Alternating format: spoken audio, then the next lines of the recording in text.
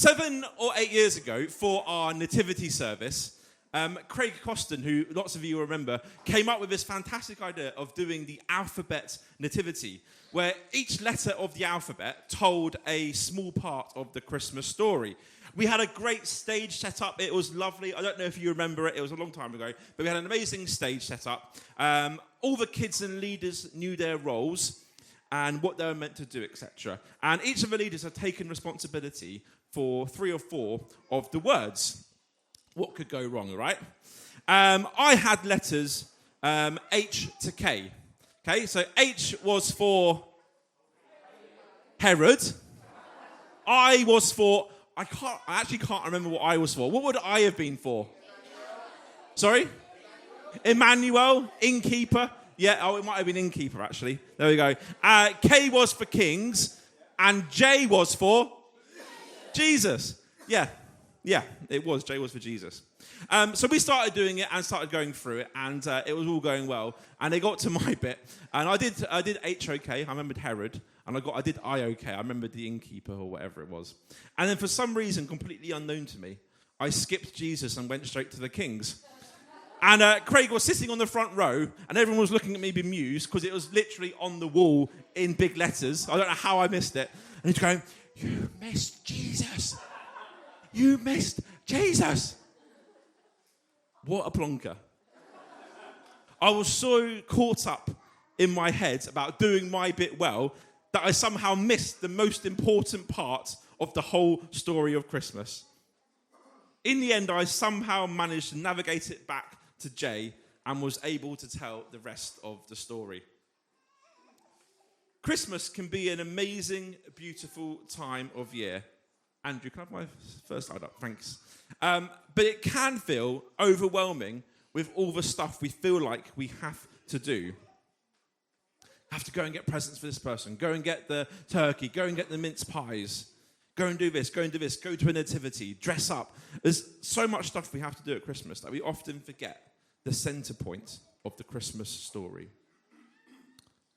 But rest assured, when we get caught up in the busyness of it all, God does not forget us.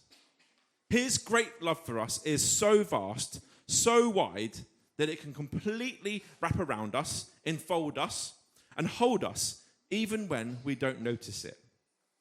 I love this verse in Psalm 103 that talks about God's great love for us.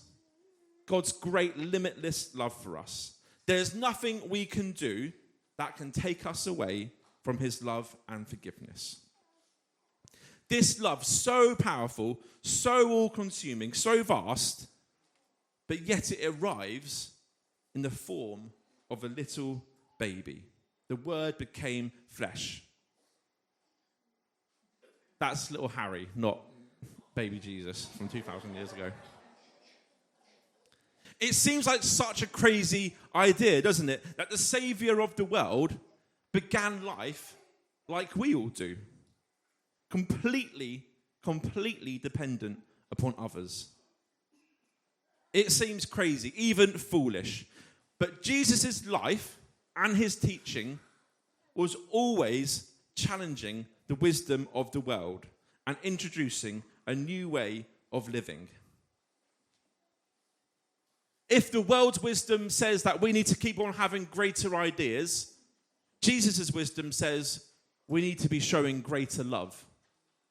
If the world's wisdom says bigger, faster, stronger, Jesus' wisdom says smaller, slower, more vulnerable.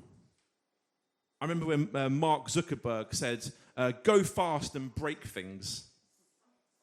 Jesus would say, go slow and repair things. If the world's wisdom says the best climb to the top and you trample on everyone else to get there, the wisdom of Jesus says, actually, the kingdom is upside down, where the least of these are first. If the world's wisdom says only ever put yourself first, then the wisdom of Jesus says it's all about sacrificial love. And if the world's wisdom says hope of more money and only this will make you happy, the wisdom of Jesus says the hope of heaven, both now and in the future, is where we will find the fullness of life. This is where the richness of life is to be found. This is the way of life that Jesus calls us to walk in. So this Christmas, I pray that you have a great time. But I also pray that amidst the busyness, that we will know the never-ending, boundless love of God, that we will enter into the wisdom of Jesus. And unlike me, not forget that Jesus is at the center of it all.